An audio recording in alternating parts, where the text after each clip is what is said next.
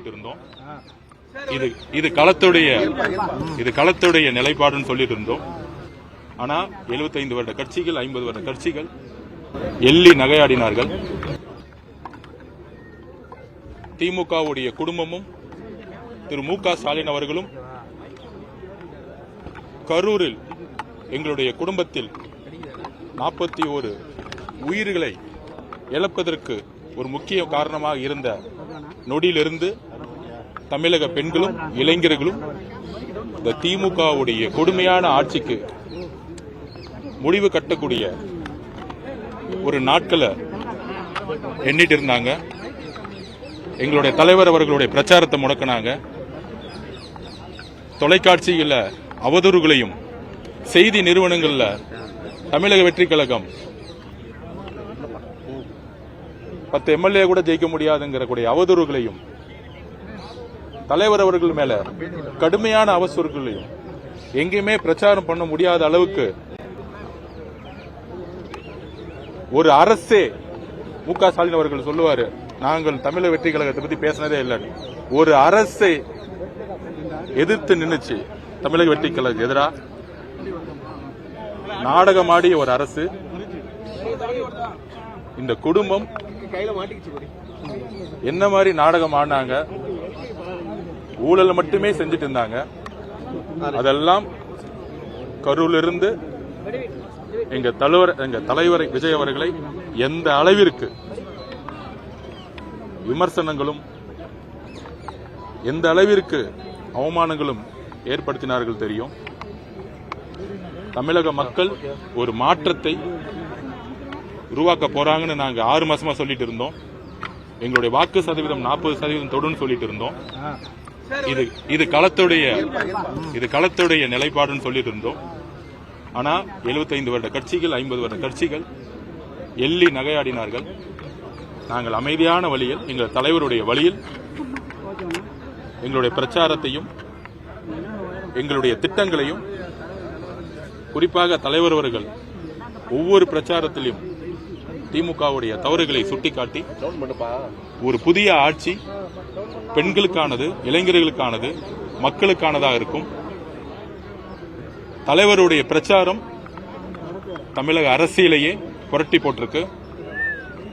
இந்த வரலாறு, இன்றைய வரலாறு இந்தியாவே எதிர்பார்க்காத ஒரு வரலாறு. இந்த வரலாற்றுடைய வெற்றியை கரூரில் இழந்த எங்களுடைய 41 குடும்பத்துடைய உறவுகளுக்கு நாங்கள் சமர்ப்பிக்கிறோம்.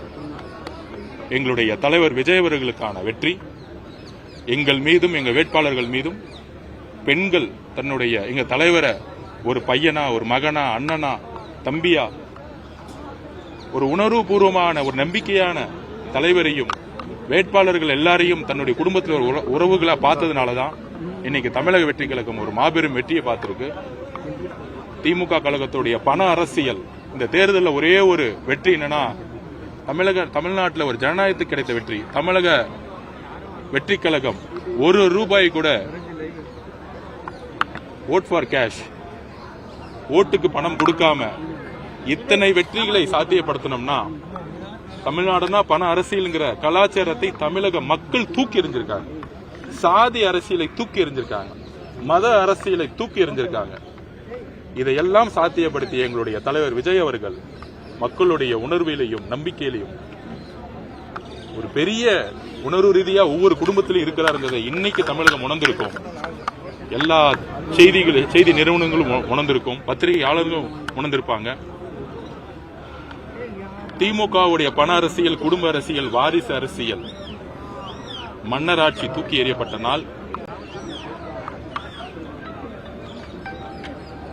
கொளத்தூர்ல மு க ஸ்டாலின் அவர்கள் தோல்வியுற்றதுக்கான முக்கியமான காரணம், எதிர்கட்சியா இருக்கும்போது அவர் என்னென்ன சொன்னாரோ அதை எதுவுமே செய்யாம குடும்ப ஆட்சியை மட்டுமே போக்கஸ் பண்ணி ஊழலை செஞ்சாரு, பண அரசியலை உருவாக்கினாரு. ஒவ்வொரு தொகுதியிலும் 50 கோடி 60 கோடின்னு திமுக செலவு பண்ணாங்க. அந்த மாதிரி அமைச்சர்களையும் வேட்பாளர்களையும் மக்கள் தூக்கி எறிஞ்சிருக்காங்க. இந்த வெற்றி தமிழக பெண்களா இருக்கக்கூடிய எங்களுடைய அம்மா, அக்கா, தங்கை எல்லோருக்கும், இளைஞர்களாக இருக்கக்கூடிய அண்ணன், தம்பி எல்லோருக்கும் எங்களுடைய தலைவருக்கும் சமர்ப்பிக்கிறோம். எல்லோருக்கும் மனமார்ந்த கம்ப்ளீட் பண்ணல எல்லோருக்கும் மனமார்ந்த நன்றின்னு சொல்ல விரும்பல. உங்களுடைய குடும்பத்தில் ஒரு ஆளா எங்களுடைய தலைவருடைய ஆட்சி உறுதியாக ஏழைகளுக்காகவும் பெண்களுடைய பாதுகாப்பிற்காகவும் இளைஞர்களுக்காகவும் இருக்குங்கிற ஒரு அர்ப்பணிப்போட எங்களுடைய ஒவ்வொரு பாதையும் நாங்கள் எடுத்து வைக்க போறோம். கொடுத்த வாக்குறுதிகள் விரைவில் செய்வீங்களா இல்ல 2-3 ஆண்டுகளுக்கு பிறகு செய்ய திட்டமா?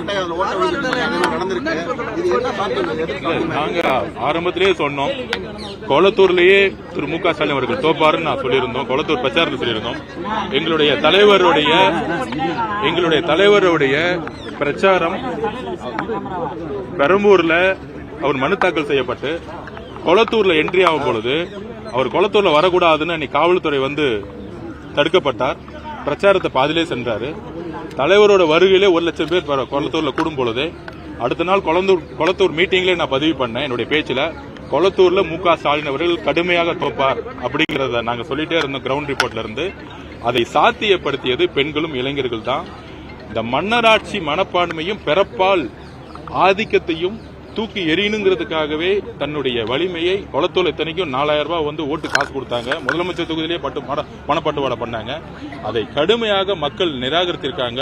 பண அரசியலும் சாதி அரசியலும் மத அரசியலும் எதிர்க்கக்கூடிய ஒரு புதிய அரசியலை தமிழக மக்களும் புதிய இளைஞர்களும் பெண்களும் உருவாக்கிய இந்த வெற்றியை, அதுவும் எங்களுடைய தலைவர் விஜய் அவர்களுடைய நம்பிக்கை தான் இதோட வெற்றிங்கிறத